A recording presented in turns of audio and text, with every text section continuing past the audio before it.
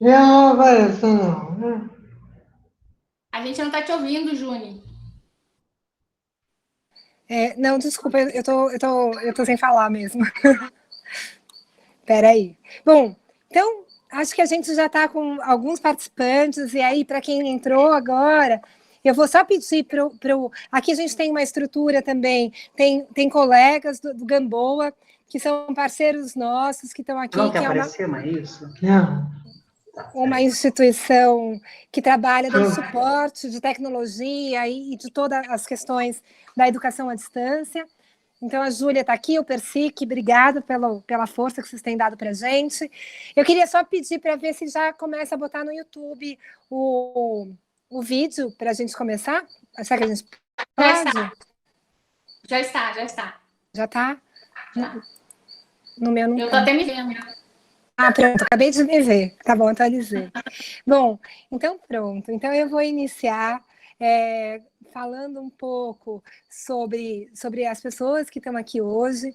Então, a gente fez a gente tem uma convidada, todas vocês são muito especiais, mas a gente quer hoje dar enfim, criar um formato de participação, por isso que a gente entra pelo Meeting, não só pelo YouTube. Tem gente no YouTube assistindo, a gente não sabe ainda quantas pessoas, mas no meeting a gente pode participar, fazer perguntas. Então, a gente pensou da seguinte forma, a partir da avaliação das outras lives.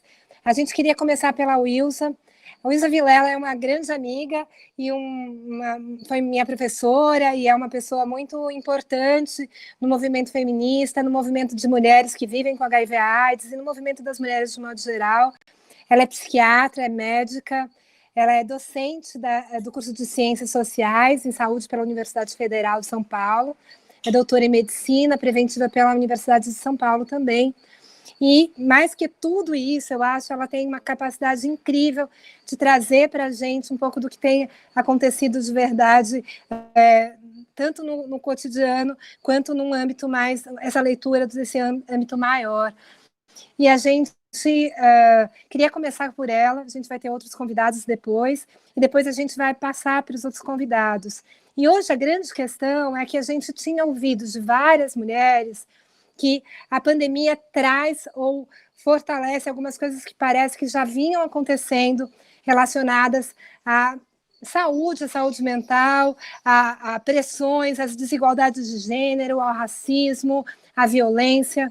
E aí a gente queria entender um pouco mais isso e depois ouvir das profissionais do sexo e das mulheres vivendo um pouco como elas têm vivido e visto isso nas suas redes em comunicação aí com a Wilsa. Bom, é isso. Vou passar a palavra para ela.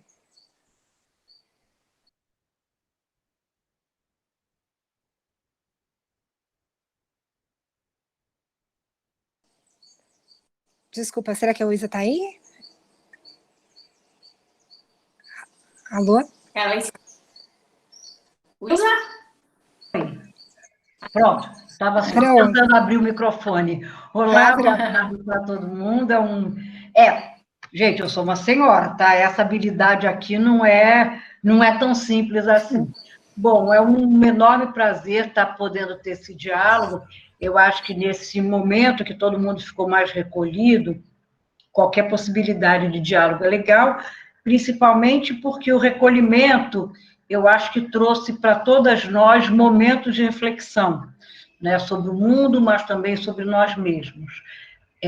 Bom, eu pensei um pouco em fazer uma fala mais ou menos rápida, para a gente poder dialogar depois, e talvez marcando algumas questões que, na minha prática, parecem que são as questões que mais incomodam as mulheres, tá?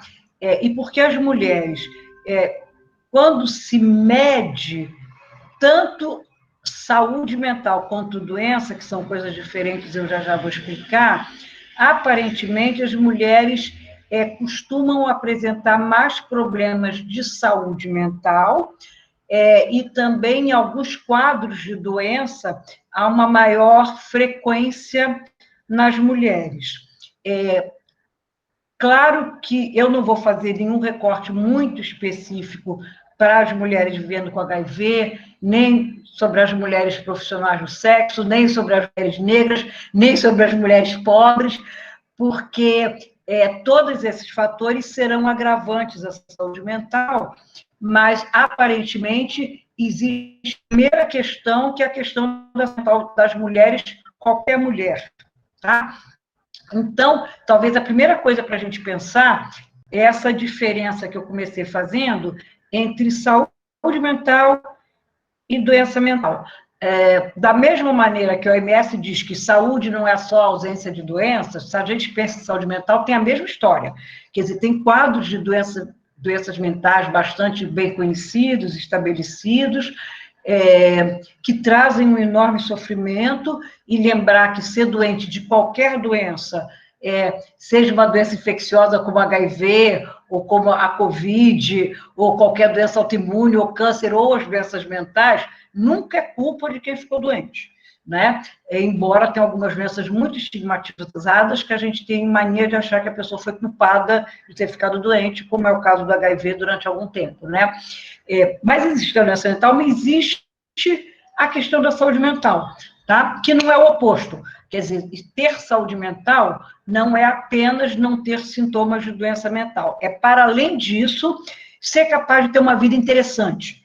Interessante é uma vida criativa, uma vida imaginativa, uma vida alegre. Lembrando também que a alegria não quer dizer ausência de dor, a dor é inerente à vida, mas dor não precisa se transformar em sofrimento. Problemas, percalços na vida todo mundo tem momentos de tristeza, todo mundo tem momentos de luto, e a ideia de ter uma vida interessante, ou seja, usufruir da vida, também usufruir disso, saber que isso faz parte da vida, tem momentos que é melhor, tem momentos que é pior, tá? Então, essa é uma primeira questão super importante, porque, às vezes, nós, mulheres, como nós somos muito demandadas, a gente tem que trabalhar pra caramba, dar conta da vida privada, da vida da família, de ganhar dinheiro atualmente, quem tem um parceiro, às vezes, de aguentar as vicissitudes do parceiro e dos filhos, e cuidar da... Enfim, a gente trabalha muito, né? Se diz que a jornada de trabalho das mulheres se chama de jornada extensa, porque não é dupla nem tripla, é uma jornada que não acaba nunca. Então, muitas vezes, a gente se satisfaz com o fato de estar funcionando. Estou dando conta da vida, toca pau. Isso não é saúde, tá? Aliás, muitas vezes, a saúde mental pode implicar você abrir mão de algumas responsabilidades e alguns compromissos para tentar usufruir melhor da vida. Então, eu acho que, se a gente for pensar em termos de alguns recados que eu gostaria de deixar, um é esse, né? Vamos tentar entender que saúde mental é isso, é uma possibilidade produtiva da gente usar a nossa humanidade, o nosso amor, a nossa inteligência para fazer coisas, para ser alegre, para usufruir a vida, para entender que tem momentos duros na vida e a gente suporta, enfim, é mais do que não ter alguns sintomas. Bom, o que ameaça a saúde mental? O que nos rouba dessa possibilidade da gente ter uma vida criativa e produtiva, não só em termos de dinheiro, mas em termos de afetos, de experiência, de amizade, de risada, né? Da risada é ótimo, que melhora a ruga. É quase tão bom, rir bastante, beijar na boca é quase tão bom quanto o Botox, tá? Deixa a gente bem lisinha.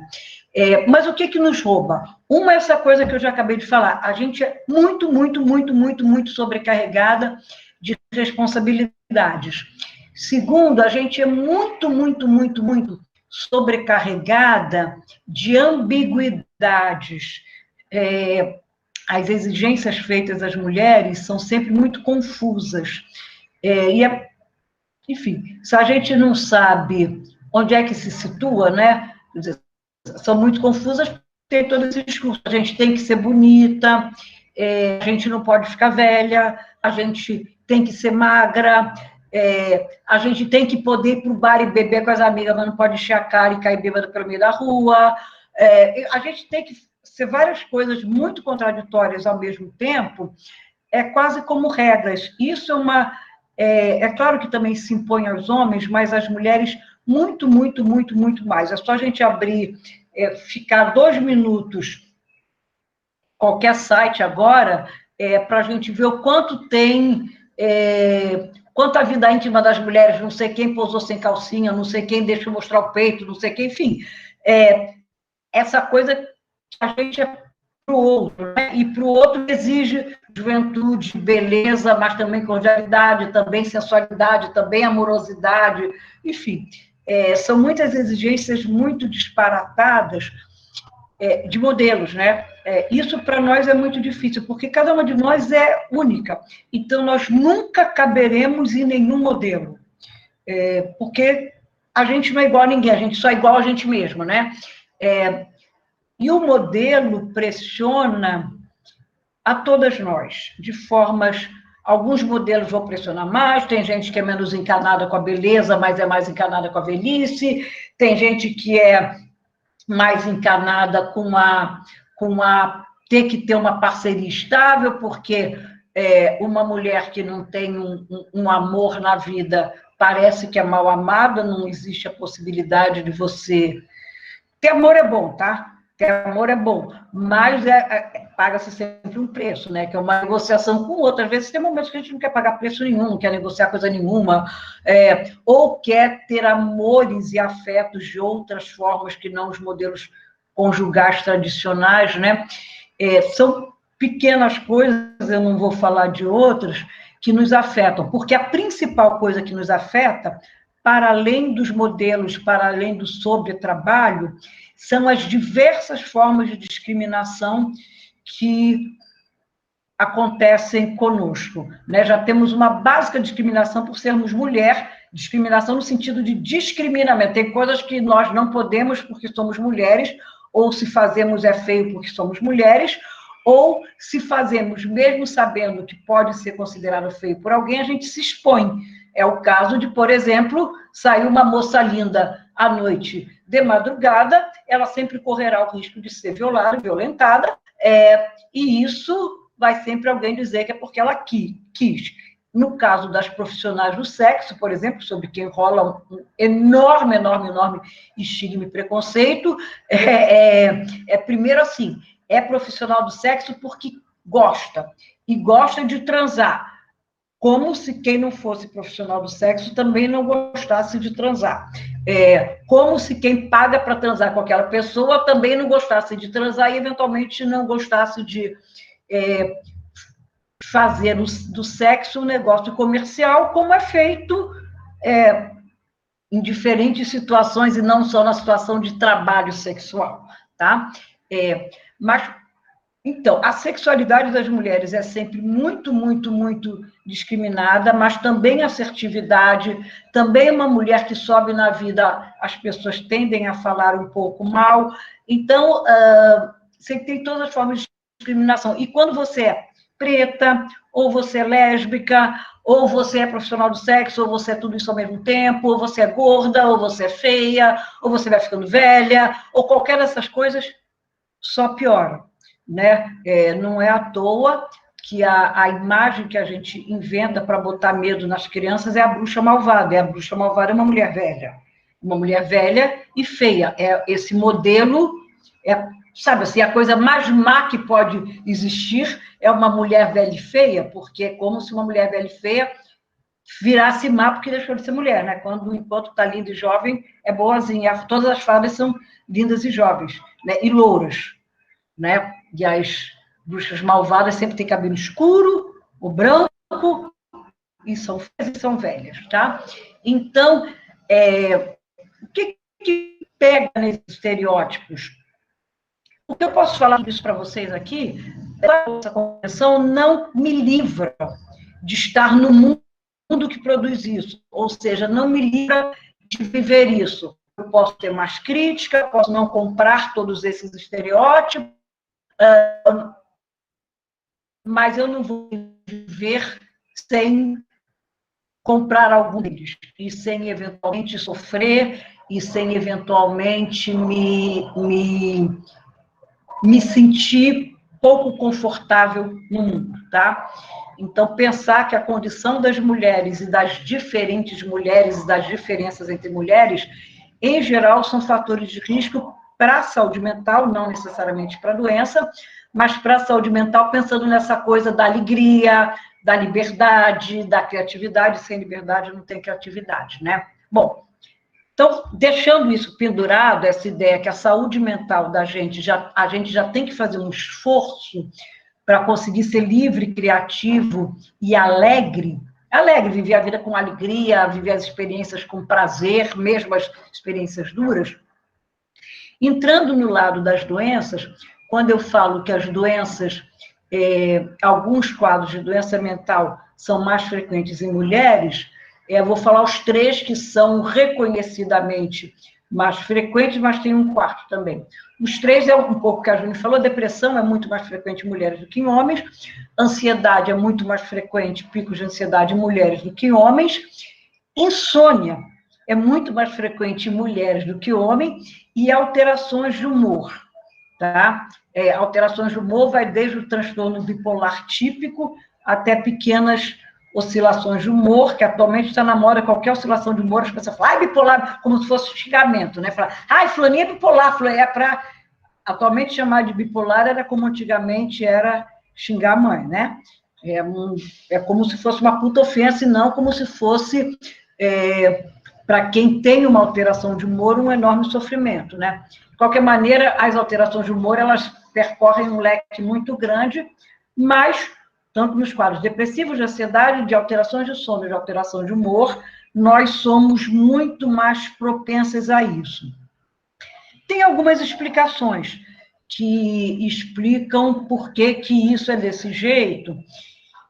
Eu não vou me deter agora nessas explicações, não, porque isso daria umas 15 lives diferentes,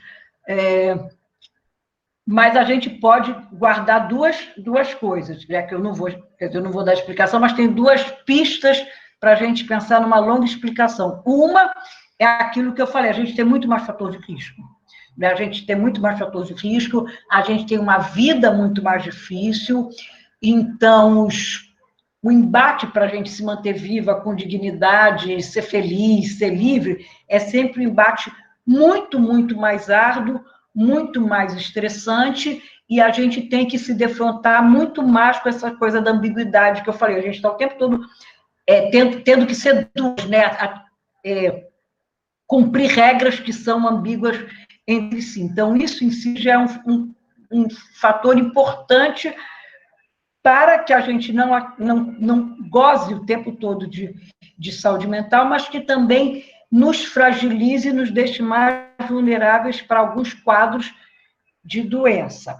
Então, esse seria uma explicação, não é a única, mas é uma coisa que a gente tem que pensar. Uma outra coisa que a gente tem que pensar também é que a própria atribuição desses quadros e uma forma de olhar o sofrimento e alguns comportamentos femininos como doença, que vamos pensar, doença não tem marcador, tá? Pressão alta a gente mede e fala, acima de tanto é alta, acima de tanto não é. Sangue a gente mede e fala, glicose além de tanto é alta, né? Saúde mental e maluquice não tem medida. É alguém que diz que a gente está ficando maluco, né? Porque a gente, quando está sofrendo, a gente muitas vezes diz que está sofrendo, às vezes a gente tem até medo de estar ficando maluco, mas a nossa experiência em geral é de sofrimento. Alguém aqui diz que esse sofrimento chama uma doença, e falou em doença mental, a ideia é maluquice, e maluquice é fortemente estigmatizada, como se a gente fosse inferior. Ficou maluca porque não é capaz de enfrentar a vida sem amalucar, né? Bom, é isso que eu falo, não vou discutir muito sobre isso, mas só vou lembrar que todo esse raciocínio é um raciocínio que já nos detona de antemão, né? Porque provavelmente não, isso é bastante estudado. Frente ao mesmo sintoma, em geral, os homens recebem diagnósticos diferentes das mulheres, recebem tratamentos diferentes das mulheres. Isso é uma coisa bastante estudada. Então, rola um certo preconceito que, para algumas queixas, alguns comportamentos nossos, vira um rótulo de doença mental, e por trás do rótulo de doença mental rola esse estigma que só ficou maluca porque não foi capaz de enfrentar a vida, como se a nossa vida fosse fácil, né? As mulheres são as mais pobres do mundo, e tem que batalhar para arranjar dinheiro, sustentar filho, continuar bonita, comprar creme, enfim, tem milhares de exigências ao mesmo tempo, não é fácil mesmo, né? Bom, dito isso, algumas questões, tá? Independente se o sofrimento significa uma doença ou não, e independente do estereótipo que se tem em relação à doença, e independente da gente compreender por que aquela pessoa sofreu, em algum momento se desorganizou e ficou muito atrapalhada na vida, independente disso, gente, primeiro, assim, procure um tratamento. Eu sou médica, eu não posso abrir mão disso, né? Em caso de dúvida, procure um profissional. Porque, da mesma maneira que rola muito preconceito com a doença mental, rola muito preconceito em relação aos tratamentos. E muita gente tem preconceito e nunca pisou num consultório de um psiquiatra, nunca entrou numa terapia, nunca conversou com um psicólogo. A Júnia é psicóloga, por exemplo, né? A Liz não, a Liz é antropóloga, que eu saiba, né? Mas, enfim, olha, é psicóloga e é uma gracinha, não está torturando ninguém. Eu suponho que eu posso até ter torturado uma ou duas pessoas, mas não, digamos que eu não vivo torturando todas as pessoas que chegam no meu consultório, né? A ideia é melhorar. Então, tem algumas questões. Não tenham medo. Tem vários mitos a respeito da medicação, que a maioria é mito, tá? Primeiro, assim, nem todo psiquiatra é um cara do mal que quer entupir as pessoas de remédio para a pessoa ficar chapada. Não, a maioria dos psiquiatras são pessoas boas que querem ajudar as pessoas a sofrerem menos. Segundo, nem todo psiquiatra, a única coisa que ele faz é dar medicação. Alguns psiquiatras nem dão, alguns dão durante um tempo e depois tiram. A questão da medicação, que é uma coisa que assusta muito todo mundo, tem muito mito, né? Quer dizer, psiquiatra faz várias coisas além de só dar medicação. Terceiro, nem todas as medicações fazem as pessoas ficarem babonas, gordas, idiotas. Aliás, as medicações não são feitas para isso. Se seu médico te deu uma medicação e você ficou assim, volta e reclama com ele. Porque não quer dizer nem que o remédio é ruim, nem que o médico é ruim. Quer dizer que o seu corpo é único. Então, cada vez que uma pessoa toma uma medicação, não tem como saber o que aquela medicação vai fazer no corpo da pessoa, tem que experimentar. Na grande maioria das vezes faz bem, porque se não fizesse, não vendia. Né? O mercado de medicamentos, psicofármacos, né? Medicamentos que atuam no sistema nervoso ou na vida emocional, é um mercado que vende horrores, né? Se fizesse mal, as pessoas não compravam. Então, deixar de ter medo. Agora, tem várias coisas que a gente pode fazer, que não é tomar remédio, nem psiquiatra, por exemplo, e é um psicólogo, que é muito bom. Outra coisa é se movimentar. Tá? Movimentar não quer dizer fazer academia. Movimentar só quer dizer fazer academia para quem gosta de fazer academia. Para quem não gosta de fazer academia, pode passear, pode caminhar, pode dançar, pode entrar para uma aula de dança, pode levar o cachorro para passear se gostar de ter cachorro, pode sair para paquerar, tem que movimentar. A ideia de movimentar, que é um mantra de todo médico, e que durante algum tempo eu tinha uma certa implicância, porque era mantra, depois eu compreendi por uma coisa muito simples, né? Nós humanos, somos humanos desse jeito, tá? Cabelo pintado, maquiada, enfim, essas coisas. Nós temos 10 mil anos no planeta, mas da nossa espécie tem alguns milhões de anos, né? Então, antes de andarmos de automóvel, subirmos de elevador, morarmos em apartamentos mínimos, a gente ficava ao ar livre. O nosso corpo, ele é feito para se movimentar, tá? A gente tem essa herança de muitos e muitos anos de um corpo que se movimenta. Então, não se movimentar é meio que ir contra alguma coisa que faz parte de nós, tá? Faz parte da nossa biologia, da nossa bioquímica, que está no nosso DNA, por assim dizer. Isso em relação ao movimento. Uma outra coisa que é o mantra, esse é o mantra das nossas avós, tá? E que funciona até hoje. Comer direito. Comer direito não quer dizer fazer dieta low carb, não, nem nenhuma dessas 500 dietas, cada dia tem uma diferente, né? Uma que não envelhece, outra que fica bonita, outra que arranja amores, outra que goza pra caramba, enfim. Não precisa de nada disso. Se a gente pensar aquela dieta basicona, que essa todo mundo sabe, que tem que comer fruta, folha, legume, grão e uma sementinha, fazer um prato colorido, não comer até passar mal, mas ficar feliz com a comida, olhar para o prato, ai, que prato lindo, que vontade de comer, e ter prazer com a comida, isso também é absolutamente essencial. Por uma questão muito simples. Toda a nossa regulação de humor, depressão, ansiedade, sono, que são, estou lembrando as coisas que nós, mulheres, ganhamos dos rapazes, as mazelas que nós somos mestres, né? Tudo isso são regulados por neurotransmissores. Não tem nenhum medicamento que ponha neurotransmissor dentro da gente. Todos os medicamentos que nós usamos para qualquer problema, desde a maluquice mais maluca do mundo, tipo vendo estrela e conversando com Marte, até aquela que levanta da cama, olha o sol e fala que de ali começa a chorar, qualquer limite de desorganização emocional, todas as medicações apenas mexem no movimento dos neurotransmissores dentro do nosso corpo. Mas quem fabrica somos nós. O transmissor legal, não adianta o médico dar um remédio bacana, que você vai continuar muito atrapalhado, depois vai achar que o remédio é ruim, que o médico é ruim, que é tudo ruim, não. Apenas você não estava produzindo uma matéria-prima legal, tá? E essa matéria-prima legal é produzida a partir do que a gente come. Então, comer bem é absolutamente essencial.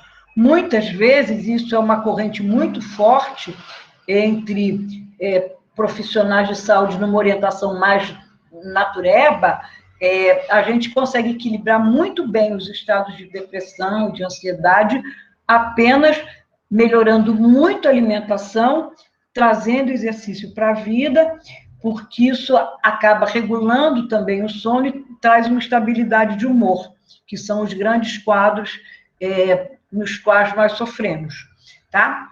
Então, enfim, eu queria abrir essa conversa falando isso e imaginando foi o que eu imaginei para vir conversar com vocês, que eu não ia querer fazer nenhum recorte específico para nenhum grupo específico de mulheres, porque eu tenho a impressão que as outras debatedoras vão poder iniciar esse diálogo, essa conversa, pensando o que, a partir desse panorama geral, mais afeta cada grupo específico de mulheres. Então, enfim, foi uma conversa ampla para a gente começar. Agradeço o convite e vou desligar meu microfone, tá bom?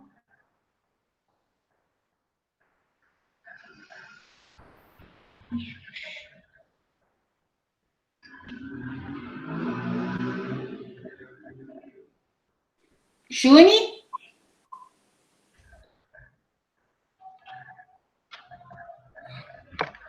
Será que houve um problema com a Juni? Ah, tá aí. Tá desligada, amiga. Gente, obrigada, Wilza. Super interessante. Acho que o teu panorama traz questões muito, muito amplas de pensar a saúde mental das mulheres. E isso tudo, eu acho que vem, durante a pandemia, ficando mais premente, né? A gente acho que tem esse espaço também para olhar para a gente, também para olhar para esses conflitos aí com mais, enfim, com mais tempo, talvez, ou com mais pressão, eu não sei. Então, assim, para a gente discutir um pouco mais e continuar nessa discussão, eu queria chamar para a fala a Irene Santos, não sei se ela está pronta aí. Ela é presidente da Associação de Trabalhadoras do Sexo de Sergipe, coordenadora da Associação Bom Samaritano, da Casa de Apoio de Pessoas Vivendo com HIV/AIDS, e ela é integrante da CUTES, que é a Central Única de Trabalhadoras Sexuais. E aí eu queria que ela trouxesse um pouco o que ela tem visto e o que ela, enfim, pensa, né, desse panorama que foi trazido pela Wilsa. Ela está aí? Peraí, deixa eu voltar. Eu acho que ela entrou ou não? A Irene não está. Então eu vou passar. Ela não está agora? Ela estava com Ela perdeu a probleminha, conexão. estava caindo. Tá, não tem problema. Então, talvez a gente pudesse chamar a Isete, Isete Santos, ela é filiada da Associação de Profissionais do Sexo da Bahia, da PROSBA, e é integrante da Articulação Nacional de Profissionais do Sexo, a ANPS. Então, se você estiver aí, Isete, se puder falar, estou fechando meu microfone.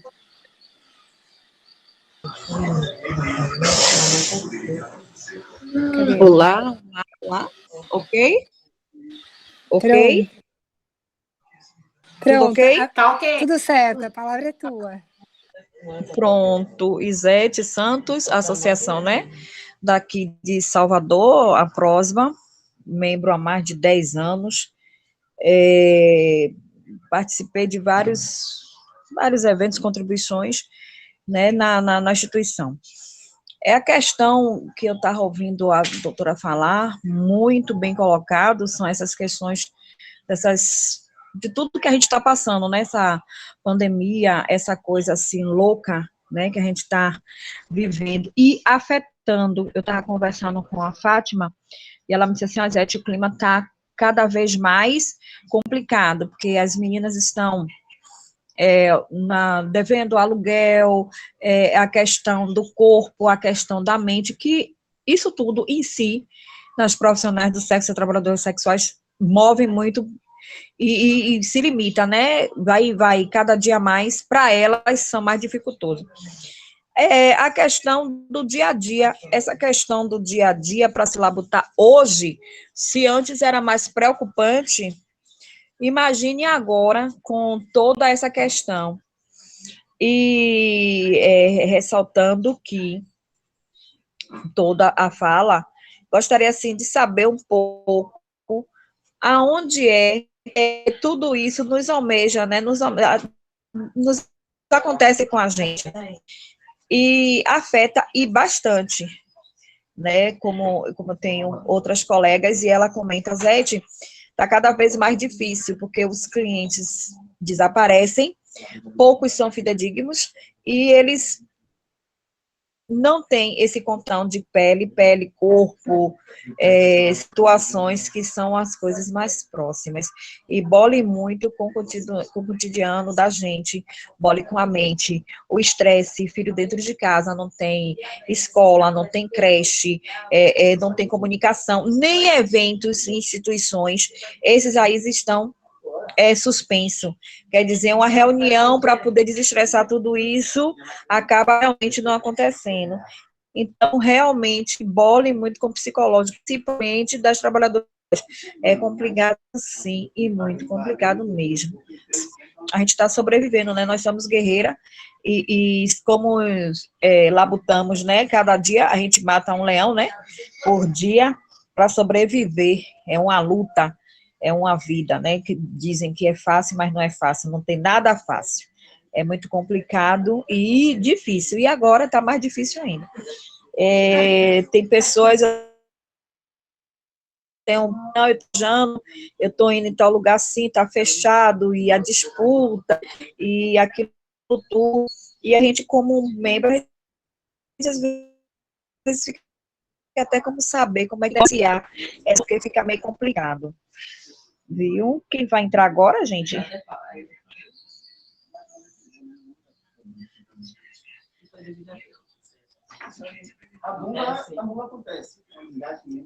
Quem entra agora?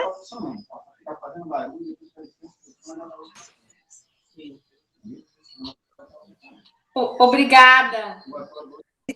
Obrigada, meu microfone tá ruim. Isete, super obrigada. Eu fiquei aqui imaginando mesmo, porque a gente tem ouvido de algumas trabalhadoras sexuais também, né? Além da questão econômica, que muito impactou, também as questões domésticas que você traz muito bem, e como é que as pessoas também estão lidando, que talvez seja uma dúvida que eu queria perguntar para vocês depois, com a questão da segurança também, né? Quer dizer, a gente tem uma situação do Covid, e como é que a gente traz, né? A gente já viveu muito isso com as questões de HIV/AIDS. Eu acho que tem algum microfone aberto, talvez. Ju, você ajuda a gente? Acho que é o meu. O seu não faz mal. É o meu agora. E como é que vocês estão trabalhando com esse tema também da segurança em relação ao Covid? Depois, se você puder nos falar, ou falar agora, a gente está esperando também a Irene, e a Rafusca já está aí também para a gente conversar. Então, eu vou deixar essa pergunta, eu vou chamar a Rafusca primeiro, e aí depois a gente vai trazendo para vocês de volta. Rafusca, você está aí? Oi, tô sim. Muito prazer, eu vou apresentar. A Rafusca é uma ativista.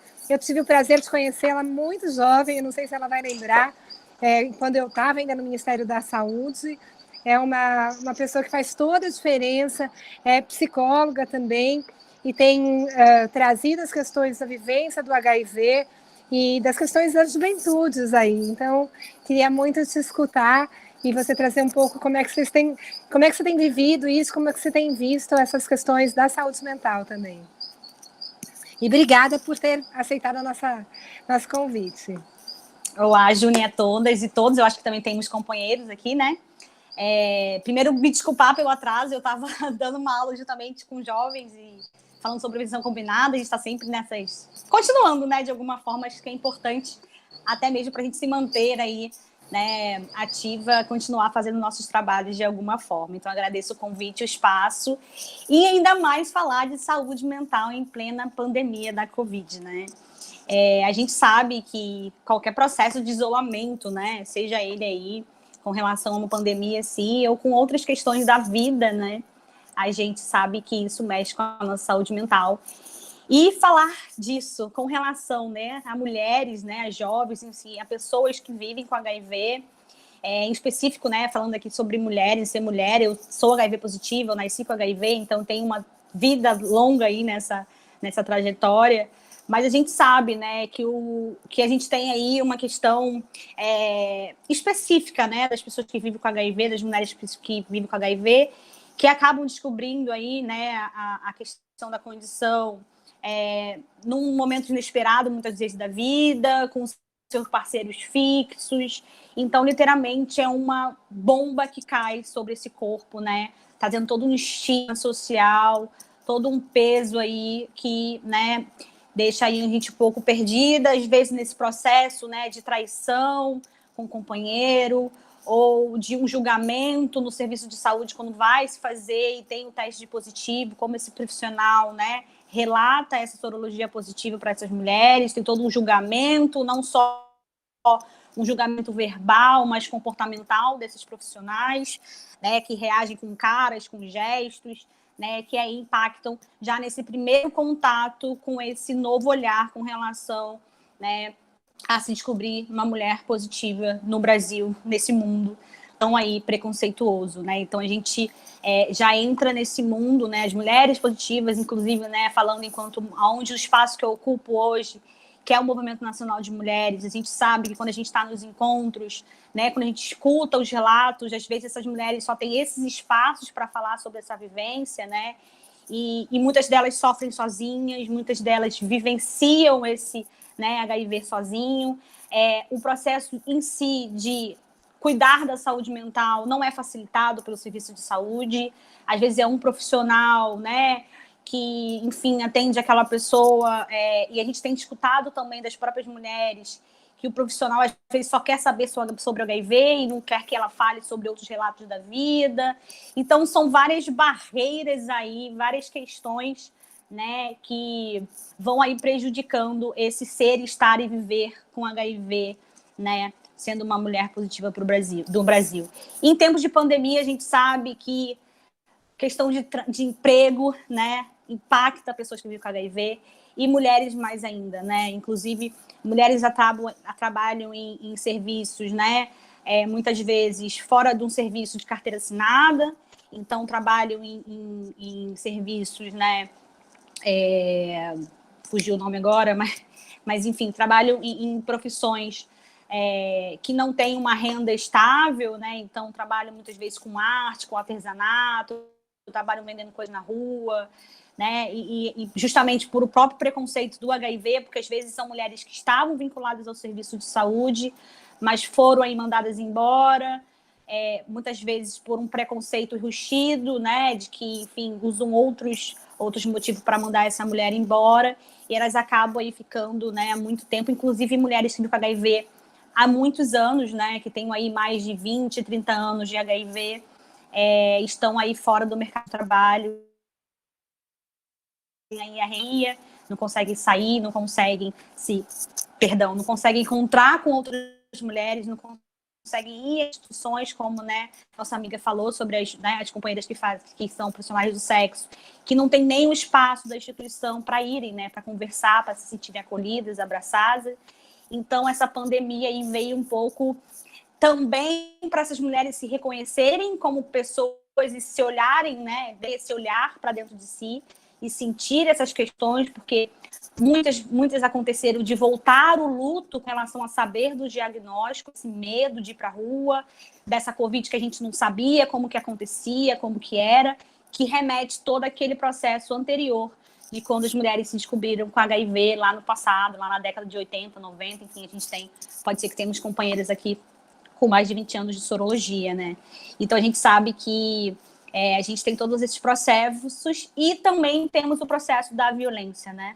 A gente sabe que a violência doméstica é uma realidade das mulheres do Brasil e não é diferente para mulheres que vivem com HIV, que inclusive acabam estando em relacionamentos abusivos com maior frequência, porque acham que aquela pessoa é a única que vai amar, ela que vai amar esse corpo positivo, né, essa mulher positiva, inclusive, né, homens, companheiros, né, que utilizam disso, né, então fazem ameaças emocionais, dizendo que essa mulher vai ficar sozinha, e elas acabam aí se submetendo a essas relações tóxicas, né, e abusivas, ainda nesse tempo de pandemia, que dependem desse parceiro, né, para comer, enfim, e ficam em contato com esse abuso emocional, né, enfim, 24 horas por dia, né, não tem essa saída, essa válvula de escape para encontrar outras mulheres, encontrarem outras pessoas e, enfim, né, e estarem aí. E a gente sabe que não só mulheres positivas, mas mulheres que convivem com HIV, né, ou mulheres que, enfim, não convivem com HIV, também estão em processo de violência dentro dos seus lares, né, com aí parceiros que estão também aí no abuso de uso de drogas, né, de bebidas alcoólicas também, e acabam colocando essas mulheres em maior vulnerabilidade, não só para as agressões físicas, mas também na própria questão de vir aí também a se infectar pelo próprio HIV, né, porque são parceiros que, enfim, não têm a dificuldade de dialogar com preservativo, e uso de drogas ilícitas ou lícitas acabam aí colocando essas mulheres em maior vulnerabilidade ainda, né?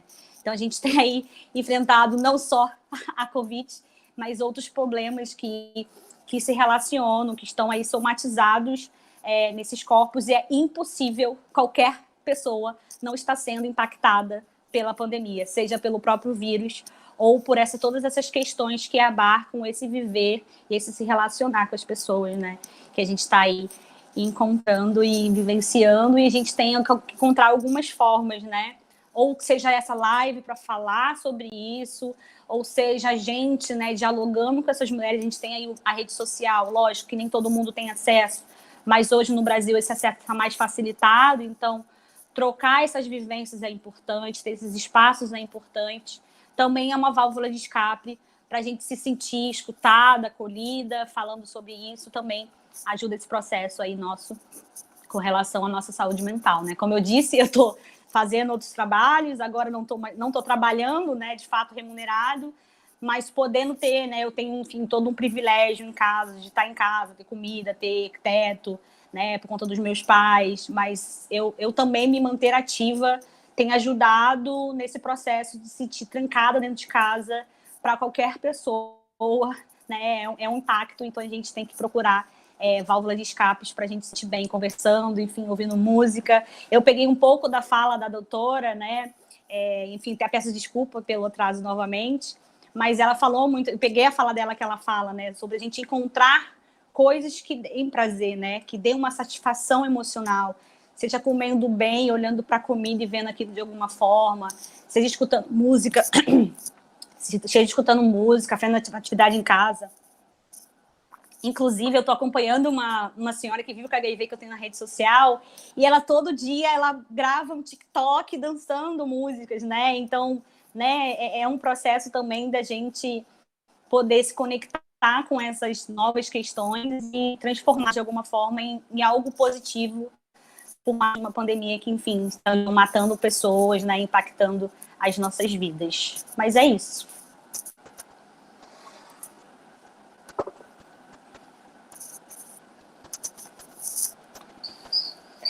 Fusca, obrigada, é um prazer te escutar.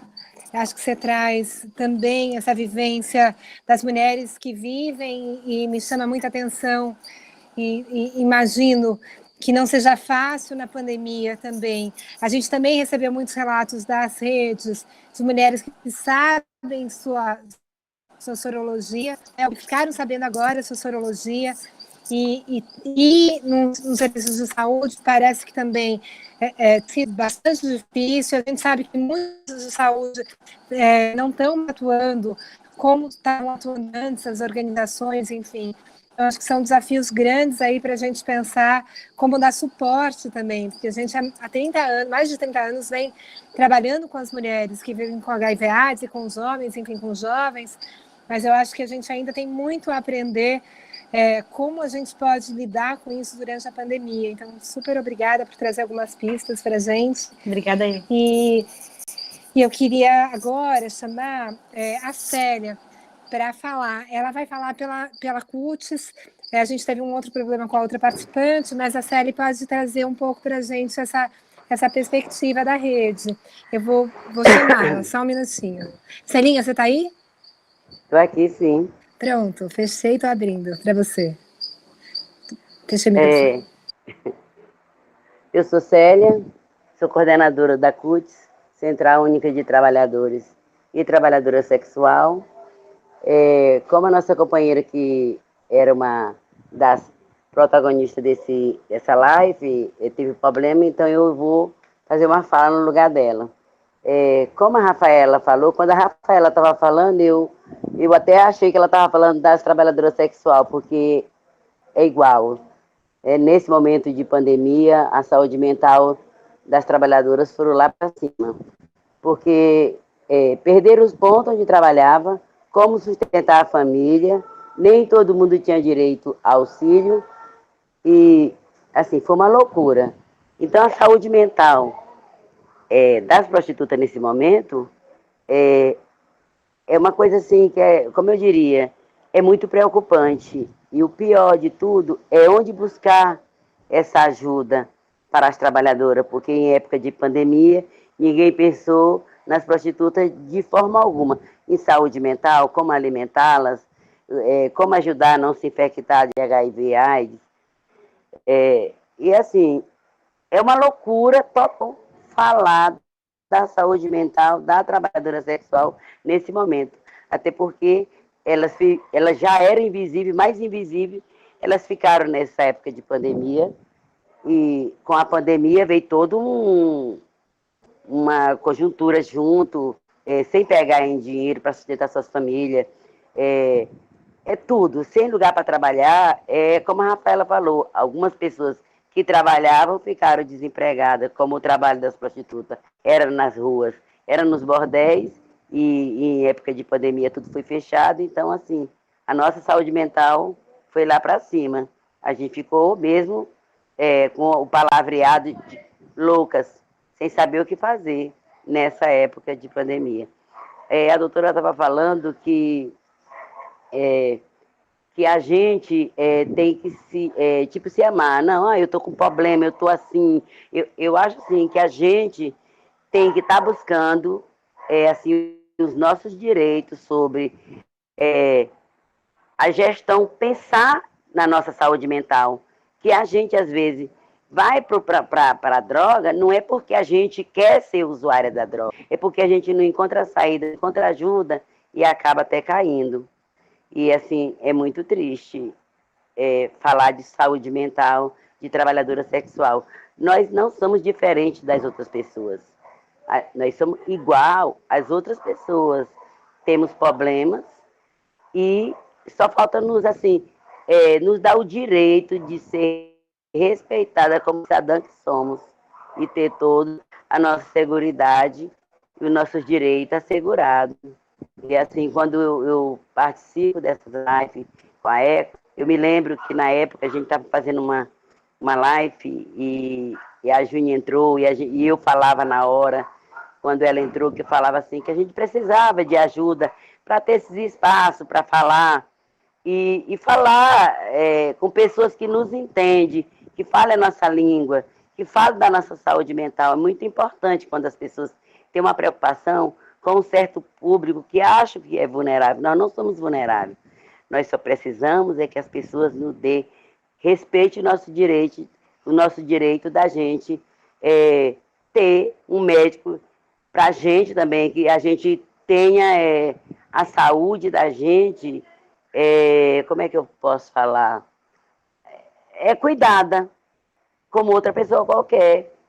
É preciso se ter um olhar diferenciado para as prostitutas, para as pessoas com HIV. Nesse momento de pandemia, a gente se deparou com mais casos novos de HIV por falta de insumo.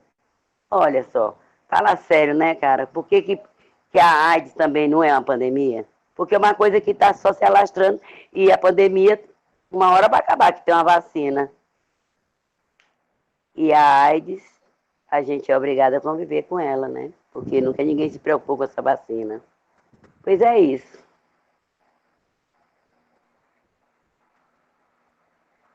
Oi. Oi, oi, oi.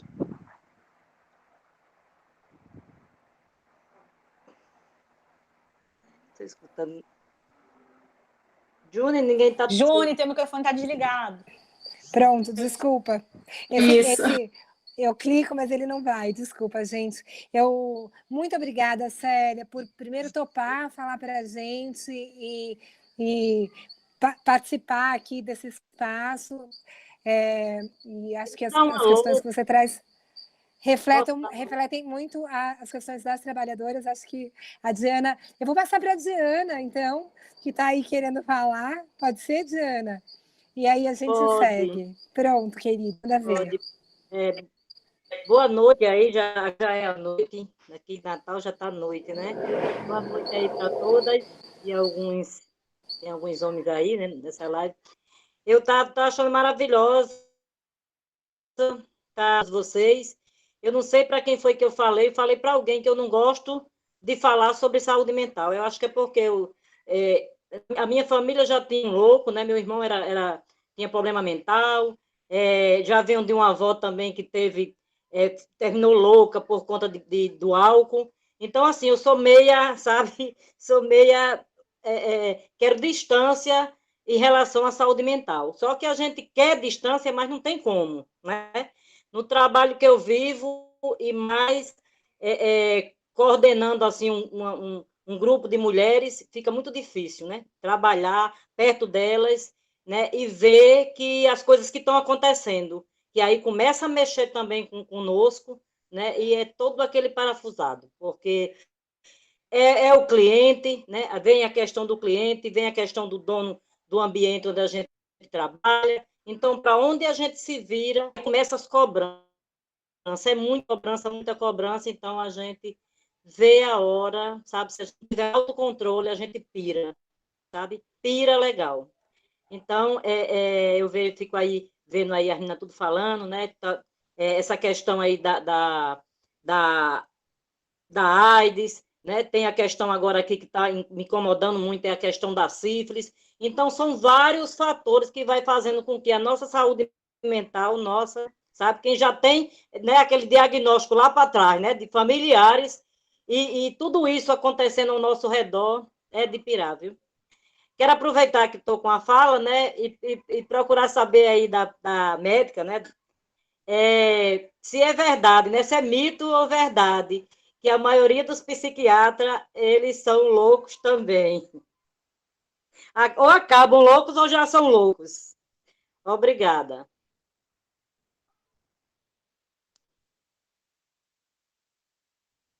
Diana, é uma delícia ouvir você sempre, muito obrigada. E eu queria, então, agora, quero dar um alô, tem muitos parceiros nossos e amigos do trabalho, tá aí o povo da Tulipa do Cerrado, que é de Brasília, super obrigada. Tem outras organizações aí que entraram, que também são da rede de trabalhadoras sexuais. É muito bom ouvir e estar com vocês aqui. Eu quero passar agora de volta para a Wilza, para ela comentar um pouco e talvez responder essa pergunta aí de Diana, entre outras. Eu vou passar para ela. Bom, primeiro quero agradecer muito todas as contribuições, porque nos ajudam a pensar, né? Eu vou comentar duas ideias que me passaram enquanto eu estava ouvindo vocês. Uma foi a respeito da invisibilidade das trabalhadoras sexuais, acho que foi a Célia quem comentou. Essa é uma coisa terrível para nós, médicos, porque, enfim, algumas de vocês trouxeram isso, tanto com respeito a trabalhadores sexuais, quanto a respeito de mulheres com HIV, muitas vezes não falam desta condição porque têm medo de serem maltratadas. Por outro lado, ao não falar, necessariamente será tratada mal, tratada de uma forma equivocada ou parcial.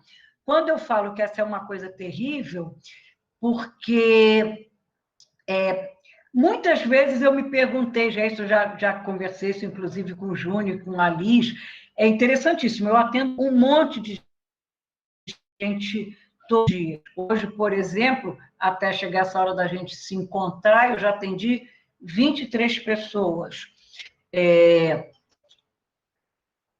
Ao longo de toda a minha vida, e olha que eu formei em 76, eu vou fazer 44 anos de formada, de trabalho como médica, eu conto nos dedos as mulheres que chegaram e falaram, olha, eu sou trabalhadora sexual e eu estou pirando porque minha vida é muito pesada. Todos vocês aqui falaram, eu tenho certeza, não é uma vida fácil de jeito nenhum. É exposta a preconceito, é exposta à violência, é exposta a maus tratos, embora pode ter vários aspectos interessantes na vida também, criativos, a própria solidariedade, amizade, alguns bons clientes, algumas histórias interessantes, é uma vida dura.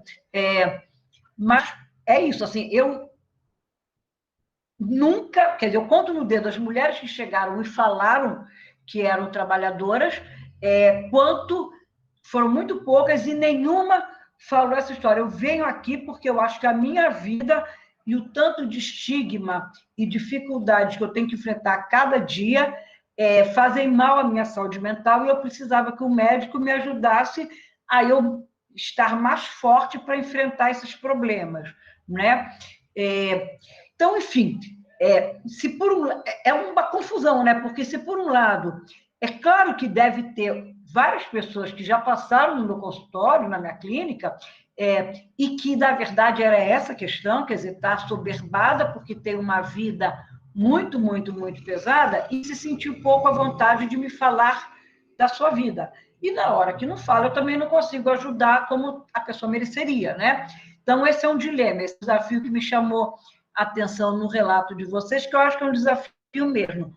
Uma outra coisa que me chamou a atenção no relato de vocês, acho que todas as falas foram muito vigorosas de falar que são muitas as dificuldades a serem enfrentadas e dificuldades que elas podem ser enfrentadas numa dimensão pelo trabalho mais de reivindicação de direitos e tal, mas tem uma outra dimensão. Porque, enfim, a gente pode batalhar para garantir os nossos direitos, mas enquanto isso está acontecendo, se a gente está numa situação de vida mais difícil, a gente está sofrendo, né? Então, é quase como se a gente tivesse que ter o tempo todo duas dimensões. Uma dimensão voltada para o mundo, quer dizer, eu tenho que garantir um mundo que me forneça condições de ter menos sofrimento, preservar mais minha saúde, minha alegria, minha felicidade, mas, ao mesmo tempo, aqui agora, eu tenho que ter instrumentos que me permitam estar mais fortalecida, inclusive para ter essa luta, para enfrentar essa luta, para garantir essa conquista. Então, também é uma ambiguidade, um desafio, né? Eu acho que em todas as falas aí, foi muito elencado um conjunto enorme de dificuldades que, evidentemente, são enfrentadas no âmbito de uma ação política, mas o tempo é diferente, né? A dor é aqui nesse momento. O resultado de uma ação política demora um pouco mais, e mesmo que o engajamento na ação política nos fortaleça, né? O próprio fato de a gente estar inserida num coletivo, sai um pouco de isolamento, como estamos fazendo aqui, sempre é bom poder conversar, né? Numa fase de isolamento, é bom que a gente possa falar.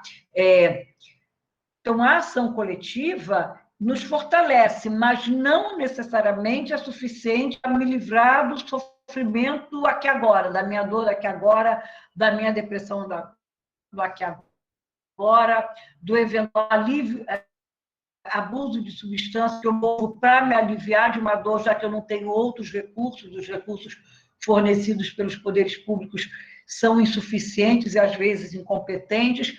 Então, eu acho que isso também das falas, me pareceu que isso está posto como um desafio, né? A gente ter sempre dois níveis de ação. Um mais grudado no aqui e agora, de fortalecimento pessoal, e o outro mirando uma estratégia mais coletiva e prazo que a ação política, né? Por último, como eu havia comentado,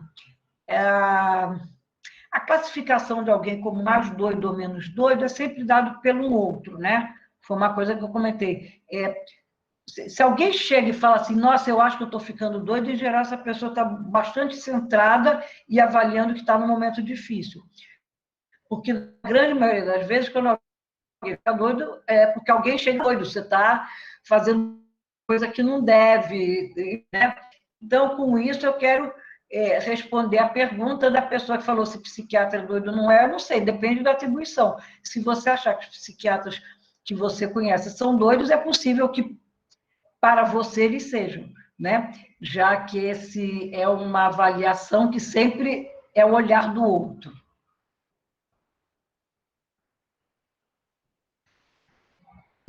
Maravilhoso. Bom, dizem que de doido, de médico, um pouco, né? Não sei se sabe. Que bom. Super interessante. Agora, eu não sei, eu acho que só para a gente retomar, vou aproveitar, fazer o merchandising, que eu acho que essa era mesmo um pouco a intenção. A gente está com 1h10, a gente tem mais uns 20 minutos. Então, para quem entrou agora, a gente está com pessoas que, tanto no YouTube quanto no Meet, só para a gente se posicionar. Essa é uma live que tem a ideia da gente poder ir tocando ideias e poder nos fortalecer nesse momento de pandemia, né? Como mulheres e como mulheres que trabalham com outras mulheres, dentro de uma proposta de um projeto da Ex, chama Mulheres Empoderadas, que depois, quem tiver interesse, é só clicar e conhecer um pouco mais. Então, o aprofundamento disso e esse vídeo, para quem não começou a live desde o comecinho, também vai ficar disponível nesse espaço, tá? Do site da Ecos. Então, vocês podem voltar. Eu queria agora abrir perguntas. A gente viu uma pergunta de uma pessoa que estava... Para deixar aqui. Talvez a Liz possa me ajudar. Agora a gente depois... Espera aí. Desculpa. A pergunta é para todos vocês e para a gente debater maus tratos e violência tem sido a saúde mental entre as profissionais do sexo e em que grau isso, né, tem acontecido. Então essa é uma das perguntas de uma dos participantes. Aí eu vou abrir, não sei se vocês também podem querer entrar e perguntar diretamente, então eu vou me calar e vou abrir para quem quiser responder.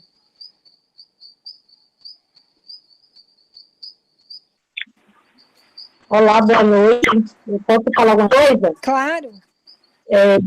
Meu nome é Fátima Medeiros, eu sou de Salvador, Bahia. Entrei agora porque eu estava em uma outra live.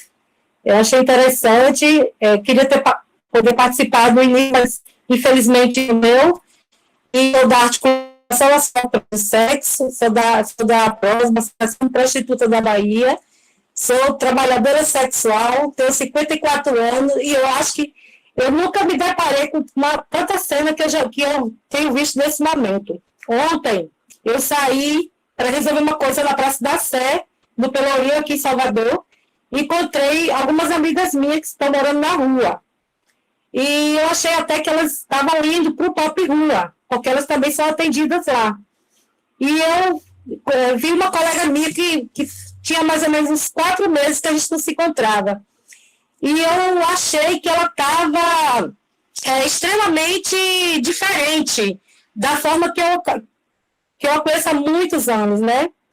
E aí eu conversando com ela, eu senti que todo o problema dela era a falta de cliente. Ela estava morando na rua, porque eu tinha que pagar o aluguel, e eu vi que realmente esse momento de pandemia é muito preocupante, não é só na questão, é a questão psicológica mesmo. Eu, particularmente, nunca fui no psiquiatra, e não é porque eu não mereço, não, eu acho que dessa vez eu estou merecendo mais do que todo mundo, porque eu vivo 24 horas depressiva, eu estou sentindo que eu estou depressiva, recebi, inclusive, ajuda de pessoas querendo me ajudar, né? Mas eu acho que, nesse momento, eu acho que minhas colegas precisam mais que eu, sabe? Mas uma das coisas também que me preocupa nesse momento de pandemia, e desse momento de Covid, essa coisa toda, é associar com uma doença de como HIV. Isso também, para mim, é outra coisa preocupante. As minhas colegas também pensam da mesma forma, sabe? Porque a gente leva isso nas costas, e não é mimimi, não é vitimismo, isso acontece, mas é preocupante, sim. Eu estou no momento que eu estou precisando, eu particularmente estou precisando, viu? Se alguém quiser ajudar também minhas colegas, eu vou achar muito interessante, eu vou adorar, vou abraçar de coração. Primeiro, eu estava conversando aqui com algumas, que eu vou ver se eu consigo encaminhá-las para alguns colegas meus aí que eu conheço, pelo menos de psicólogos, para ver se depois eu também participo, porque está complicado. E é isso. A falta de cliente está deixando as mulheres mais vulneráveis também com seus parceiros em casa. Eu vejo isso, porque eles também perderam os trabalhos deles. Aí muitas vezes o pessoal pensa que a trabalhadora sexual não pode ter um parceiro. Pode, claro, a gente pode e deve. E aí eles também perderam o emprego. O meu companheiro perdeu o trabalho dele, sabe? E a gente ficou 6 meses no mesmo local, no mesmo lugar. Eu estava vendo a hora a gente se esfaquear, sabe? É muito complicado. É bem complicado. É extremamente preocupante nesse momento. Obrigado, viu, gente? Liz, um beijo para você, para a Diana, para todo mundo. Oi, Fátima, minha querida. Um beijo para todas vocês, né? A Prosmig tá aí, do Lipas, Isete, a ProsPB, todo mundo, né? Obrigada. Cara, ficar ouvindo a Wilson, minha querida, eu quero ficar aqui paradinha horas. Sou maravilhosa, né? Que prazer, Júnior. Mas, assim, eu fiquei ouvindo e pensando muito nessas questões todas, e vou falar muito mais das trabalhadoras sexuais, né? Que é com quem eu convivo mais. esse tempo é um tempo muito difícil mesmo, né? Porque as trabalhadoras sexuais ainda têm essa história que elas precisam estar com o boy, né? Elas precisam fazer o programa. E como é que ela vai fazer o programa? Tem toda essa história do Covid, que não pode isso, tem que ficar 1 metro de distância, não pode aquilo. E aí elas tiveram que se reinventar no meio de um caos no mundo inteiro, né? Então, tá um caos, e como vocês bem disseram, né? Infelizmente, os trabalhadores sexuais são pouco respeitados, né, na nossa sociedade, né? Que é uma merda. E aí, nesse caos todo, vocês tiveram que se reinventar. Algumas foram para webcam, para outras coisas, que é massa, que foi legal, mas nem todas estão lá, né? Nem todas têm acesso a isso. E aí, como é que faz, né? E aí tem isso que a Fátima também falou, os clientes querendo pagar menos, que é uma outra loucura, né? Os clientes querem pagar menos, porque eles também não têm dinheiro. E como é que faz? Transa de máscara, né? Tipo, vai fazer o que? Ficar passando álcool gel e faz não sei o quê e vai... Cara, é muita coisa, né? É muita coisa para se pensar. E aí, como é que tu segura, né? Aí tu tem que pagar a conta, teu filho tá lá, tem aluguel, né? A Isete falou bem sobre isso também, séria, todo mundo. Então, acho que essas questões, elas são sérias. E o Wilson falou uma coisa que é massa, cara, que é isso. E, além de tudo, a gente tem que estar bonita e forte. Nós, mulheres, temos que o tempo inteiro fazer isso, né? Porque não basta pagar conta, criar filho, fazer comida, essa porra toda. Tu ainda tem que estar bonita, passar creme, gastar dinheiro em creme e dar um close forte nisso, né? Então, assim, são muitas questões, assim. E não é que eu não tô dependendo, não é essa a questão. Mas a gente precisa, eu acho que esse é um ponto legal da gente poder conversar também, a gente poder se falar essas questões apagadas. Na vida real, a gente apaga, a gente vai indo. E aí, tipo, a Fátima, cara, chega uma hora que porra é essa toda? O que eu faço com tudo isso, né? Então, eu acho que esse é super importante para nós, né? Então, eu quero falar sobre isso, assim, mas que vocês dessem também, e a Wilza trazer um pouco dessas... Agora eu me olhei, até meu cabelo, assim, né? Porque eu fiquei excitada com tudo isso. Mas que a gente possa juntas encontrar, talvez não há uma solução, né? O que eu acho que a gente tem, e a coisa mais bonita que eu vi nesse tempo todo da Covid é a solidariedade entre nós, né? Porque, tipo, é isso, né? As trabalhadoras sexuais não contaram com o governo, aliás, quem contou, né? Mas a solidariedade entre as redes, entre nós, né? Entre ativistas, as pessoas que pensam nas outras pessoas, é coisa. Claro, a gente tem direito de muito mais, mas é uma coisa muito bonita, né, cara? E é isso que a gente está fazendo, assim, né? Essa coisa de que ninguém larga a mão de ninguém tem que ser real, né? Então, acho que é um pouco nesse caminho. Enfim, fiquei falando bastante, mas é porque eu fiquei excitada a falar. E aí também, depois acho que as gurias voltam, né? A Wilza também, mas a Silvia queria falar, a Rafusca também, e eu acho que a gente passa para a Silvia e depois a gente passa para as debatedoras e para a Wilza também. Pode ser, Júnior?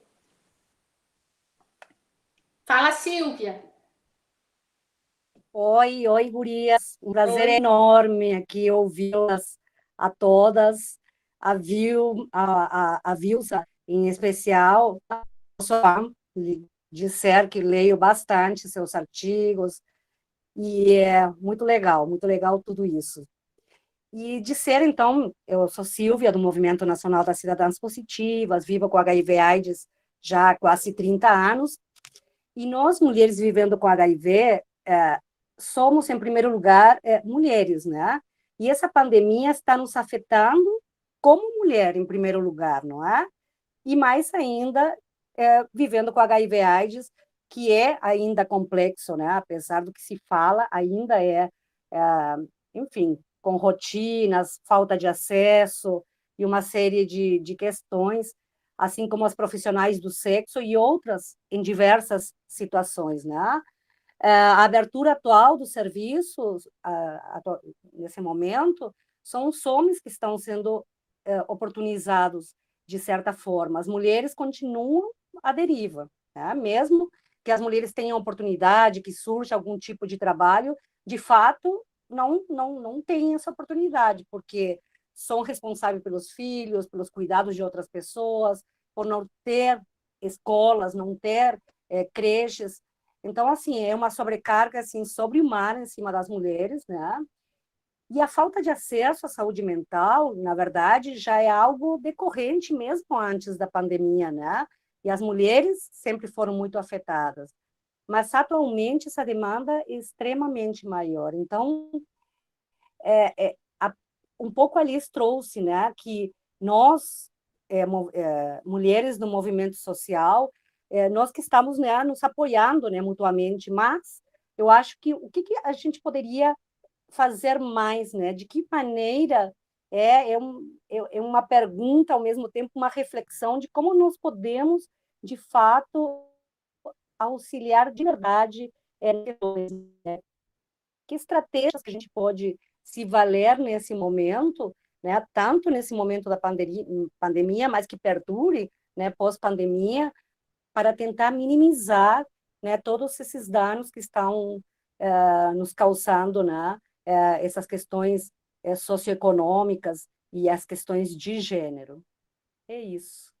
Obrigada.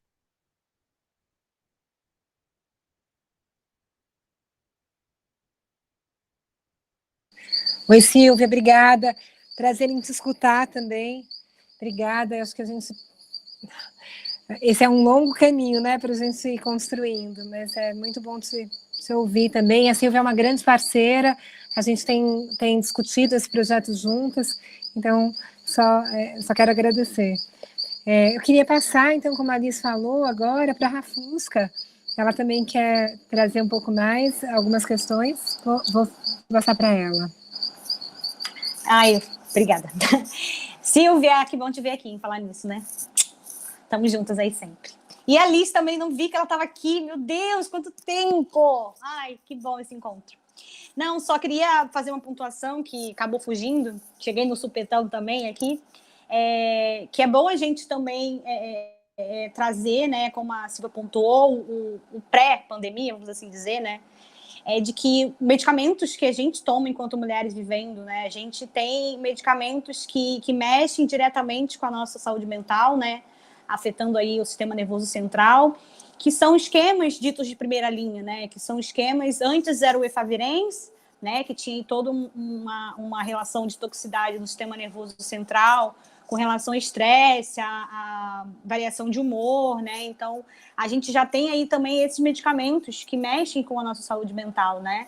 E agora a gente tem o dolutegravir, que apesar de ser menos tóxico, ainda assim tem esse efeito, né? Aí adverso na questão do sistema nervoso central. Então, às vezes já estava num processo aí, enfim, o próprio processo de depressão, né? Que a gente vem, questão de ansiedade, outras questões de oscilação de humor. E ele aí veio ainda, né, se intensificar muito, né, agora na pandemia. E vale lembrar que nem sempre essa fala sobre os efeitos colaterais, os efeitos adversos, é bem recebido pelos nossos médicos ou médicas, né? Às vezes é colocado como, não quer ter adesão, não quer tomar um remédio, está inventando desculpa.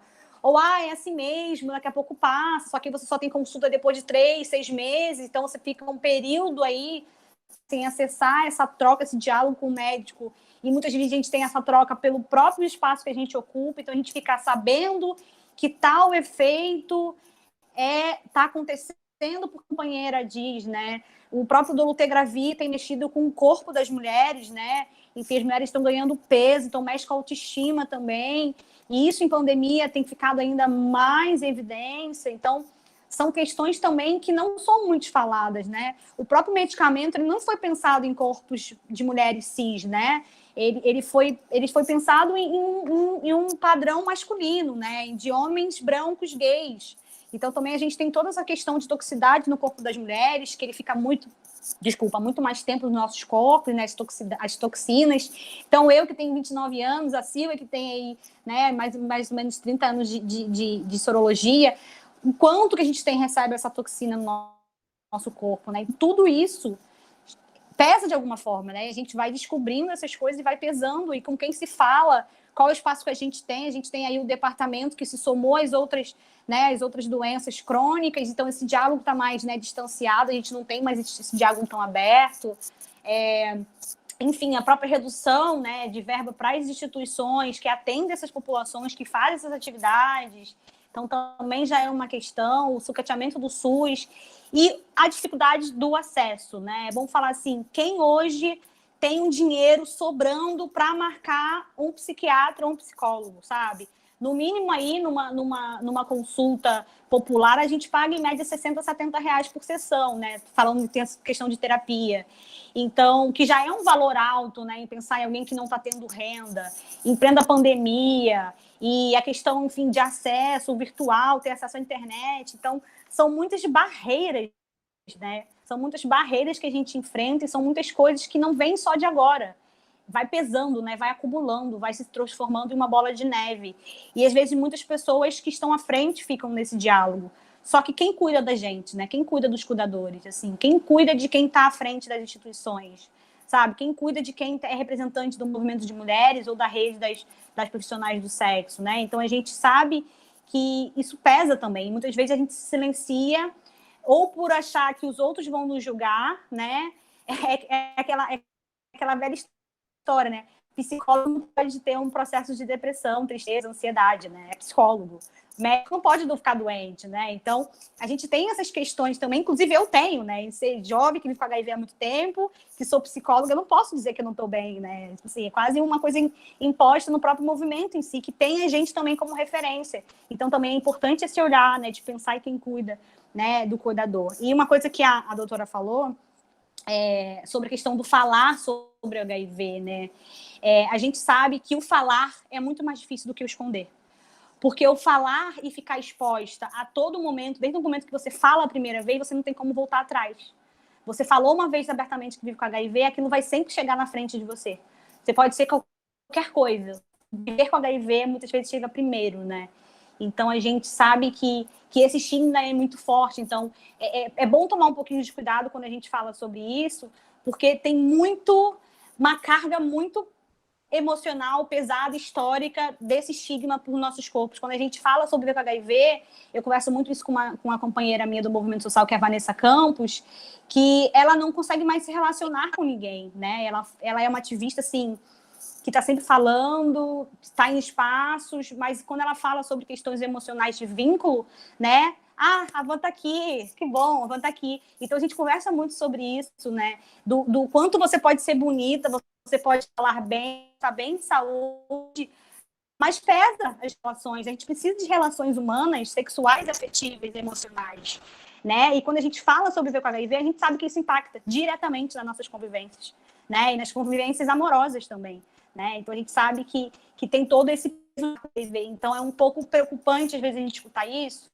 Eu acho que a gente sempre dá escuta para quem vive com HIV, porque, assim, ótimo, quando comecei a falar de HIV, eu, enquanto pessoa, tirei peso, né? Porque eu posso falar disso, as pessoas vão falar, mas ainda me impacta. Ainda me impacta palavras de preconceito, ainda me impacta chegar num ginecologista ou num otorrino, e quando eu falo que eu tenho HIV, ele acusa o HIV como sendo a consequência de eu estar doente, e tem a população inteira doente, né? Então, são pequenas coisas que ainda impactam a gente, né? Então, acho que esse falar com HIV, a gente fala no momento de fortaleza, mas a gente também tem os nossos momentos de fragilidade, e que qualquer palavra pesa a gente. E acho que é importante, só para finalizar, que eu já me alonguei muito, a gente teve o projeto, né, a campanha que foi o Voluntariado pelas Américas, que foi aí uma parceria entre o movimento, né, das Cidadãs Positivas e o movimento latino-americano e caribenho de mulheres vivendo com HIV, em parceria com o NAIDS, enfim, com o CRT de São Paulo, e a gente pôde escutar um pouco dessas demandas, né? A gente, inclusive, teve muitas mulheres que acessaram a campanha, né? E a maioria delas procuraram alimento e apoio psicológico, né? Ou às vezes procuravam apoio alimentar, e na conversa sobre o apoio alimentar, elas se viam vulneráveis. Quando a gente falava do apoio psicológico, elas procuravam apoio psicológico, né? E a própria devolutiva dos psicólogos e psicólogas que trabalharam, né, nessa escuta era muito desse processo da sorologia, sim, impactar até hoje, por mais de anos de sorologia, inclusive de mulheres ativistas que estão à frente, que estão com a saúde mental, né, abalada, mas estão à frente do movimento. Então, a gente sabe que a saúde mental é sempre o segundo plano, né? Isso desde que o mundo é mundo. A gente sempre acha que a saúde física está em primeiro lugar. E quando isso vem, se soma às outras coisas, né? É impossível a gente não pensar agora em saúde mental. A gente nunca falou tanto de saúde mental como estamos falando em tempos de pandemia, né? Porque é uma coisa que já estava acontecendo e o processo de isolamento, enfim, acaba se somatizando as outras coisas. A gente tem falado mais. E acessar ainda a terapia ou ao psiquiatra ainda é um processo de privilégio, de falta de acesso no SUS, porque é isso, é um psicólogo que atende um dia na semana, o próprio psicólogo atende 50 pessoas, isso é desumano no serviço de saúde, a gente pensar que um profissional vai fazer uma escuta fluida dentro de um sistema de saúde, porque não faz. É impossível você escutar 50 clientes ou pacientes sem a gente não perder alguma coisa nesse processo. Então, a gente também, e aí respondendo já a própria reflexão da Silvia, nós, mulheres de movimento, mulheres de luta, mulheres, enfim, profissionais de sexo, lutarmos por políticas públicas. A gente precisa falar cada vez mais quando temos acesso, porque o acesso também é difícil para nós falarmos, mas quando temos oportunidade, nós precisamos pontuar essas questões que muitas vezes são deixadas de lado e outras questões vêm à frente, né? É isso. Obrigada, Fusca. Super, super importante. Por conta da rapidez agora do tempo, vou passar para a Liz e depois para a Vanessa. Liz, quer pontuar? Não, são duas questões que a Fabi fez aqui, que a Fabiana fez, e só para a gente ler, para não deixar ela sem resposta. É para a Wilza. Ela pergunta se a fibromialgia é uma consequência do estado de ansiedade e depressão, ou ansiedade e depressão é decorrente da fibromialgia. Não, desculpa, fibromialgia. Estou sem meu óculos, a louca.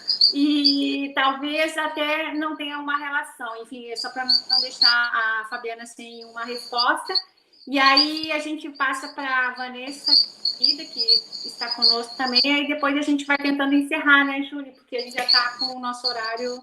Tá, e aí a gente queria para a Wilza fazer uma última colocação, e aí eu quero só fechar para a gente passar um informezinho rápido. Bora. Vanessa. Vou abrir aqui a câmera. Olá! Então, boa noite para algumas, boa tarde ainda aqui para quem está a 1 hora a menos no fuso de Brasília. Muito obrigada. Nós estou muito feliz de ter pego aqui o finalzinho, né, da live. Nossa, muito pertinente. Eu fiquei impactada com a fala da colega, acho que foi a Diana Soares. Eu peguei uma parte da fala dela, eu me reconheci muito quando ela disse claramente que, assim, ela tentou não dar atenção para essa questão da saúde mental, por já ter pessoas na família algumas questões, mas chega um momento, né, que a pessoa se vê que não tem mais como evitar pensar sobre isso, né, e tentar buscar alguma ajuda, algum apoio. E aí, quando a Rapuska fala sobre a questão da nossa adesão à medicação, eu fui uma das pessoas que o dolutegravir na minha vida foi uma tragédia. Eu comecei a usar o dolutegravir início de 2018, menos de 6 meses depois eu já estava começando um processo de aumento de peso terrível. Eu ganhei 12 quilos tomando dolutegravir. Sempre fui uma mulher que meu manequim era 38 a vida inteira, eu nunca tive problema com alteração de peso, né? 30 anos vivendo com HIV. Então, assim, para mim foi um impacto terrível. Além disso, o dolutegravir me trouxe coceira da cabeça aos pés. Ele me trouxe, no primeiro exame que eu fiz, de consulta de rotina, a gente com carga detectável ainda tem esse detalhe. A gente faz consulta normalmente de 6 em 6 meses. Então, quando me passaram o dolutegravir, que eu cheguei 6 meses depois na minha consulta, a minha glicose estava nas alturas, triglicérides e colesterol estourando, quando tudo meu estava há anos regular.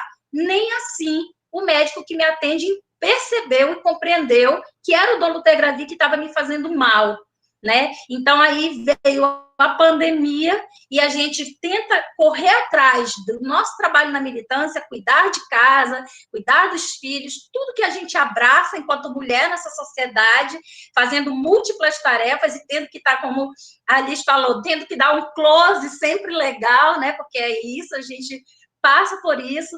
Então, assim, nossa, a minha saúde mental foi pro buraco, eu nunca tive questões de depressão na minha vida, com o dolutegravir, a ficha só caiu para mim quando eu percebi que eu estava há 4 dias jogada em cima da minha cama, sem tomar banho, sem escovar dentes, me arrastando para ir para a geladeira tomar um copo d'água e tentando pensar em alguma coisa. Aí eu parei e disse, não, tem alguma coisa muito errada comigo, quer dizer, a gente tenta não olhar para isso, mas chega um momento que a ficha cai muito pesado. Então, assim, é como diz, o viver, o falar que se vive com HIV nos precede, vai antes da gente, e aí a gente tem que encarar, não conseguir se relacionar por anos e anos, né, muito complicado, e aí eu ouvindo algumas das nossas companheiras trabalhadoras sexuais, que ainda tem que administrar o seu trabalho com o seu relacionamento em casa, nossa, é muito pesado. Então, muito necessária essa live de vocês. Muito obrigada, né, por essa oportunidade de ouvir todas vocês. Um grande beijo. Vanessa, super obrigada. Importantíssimo você trazer também como você se sente, porque essa é uma live que a gente estava dizendo que prioritariamente é para a rede das mulheres que vivem, convivem com HIV, das profissionais do sexo. Então, acho que isso também vai ficar online e a gente vai poder, a partir dessas discussões todas, acho que dá apoio para outras mulheres que passam por situações parecidas. Obrigada. Bom, então a gente está bem já chegando no limite. Queria passar, quero ver se tudo bem eu já passar para a Wilza, para ela fechar, e talvez só um tchauzinho das demais participantes. E aí eu queria só passar o último endereço aqui do curso que a gente está fazendo online, gratuito para todo mundo, sobre esses temas também, para quem quiser se aprofundar. Bora. Pode ser? Liz, você que está com a inscrição, pode ser, posso passar para a Wilza? A Isete ou a Célia querem falar alguma coisa, ou alguém, para ir, aí a Wilza poderia fechar, né? Isso, pode ser, perfeito. Alguém quer falar ainda? Aqui, não.